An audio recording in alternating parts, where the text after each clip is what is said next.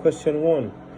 If you would work as a consultant for the NFL, would you recommend to the league commissioner that the number of annual games played in Mexico be increased? What about starting a new franchise in Mexico City?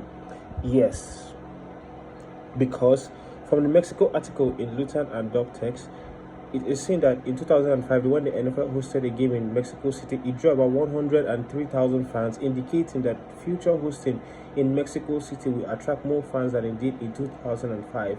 Also, it is seen on the second paragraph of the Mexico article that Mexico has consistently recorded strong annual growth with its GDP records of 1.2 trillion US dollars in 2014 and has consistently been able to raise its capital to 17.881 US dollars, starting a new franchise in Mexico City.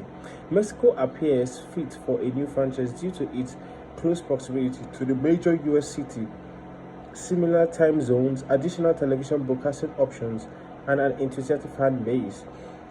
Also, according to the Mexican Franchise Association, the franchise industry is responsible for around 6% of Mexico's GDP, with more than 100,000 points of sales throughout the country from over 1,500 franchise concepts, including international brands that are predominantly from the United States, as adapted from the International Trade Administration Department of Commerce, United States of America. Franchising in Mexico, as in any other part of the country, requires a long-term commitment. Question 2. What aspect of the country would be cause for concern? The aspect of the country that will be cause of concern suffers from significant pollution issues, corruption from drug cartels, and a lack of competition in its markets. Question 3. Does Mexico's history of state regulations over telecommunications and energy affect your decision for growth through television?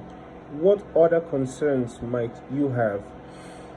No, it won't affect my decision for growth through television, as Mexico needed the stimulus that stronger growth in communication sector could provide to make its economy more competitive and address long-standing inequalities. In addition, the policies and regulatory settings at that time were not going to meet these goals, and almost every effort for previous reforms have been frustrated under that framework. Mexicans who had access to telecommunication service had a lower quality of service compared to their peers in their OECD countries, and paid relatively high prices for these services.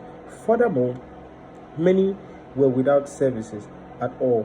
Mexico needed the opportunity for social and economic development that could be provided by greater access to more effective communication services, in particular high-speed broadband (OECD). In particular, other concerns I might have, in addition of exploiting reserve in the Gulf of Mexico region, creating rooms for more competitions as it in electricity industry.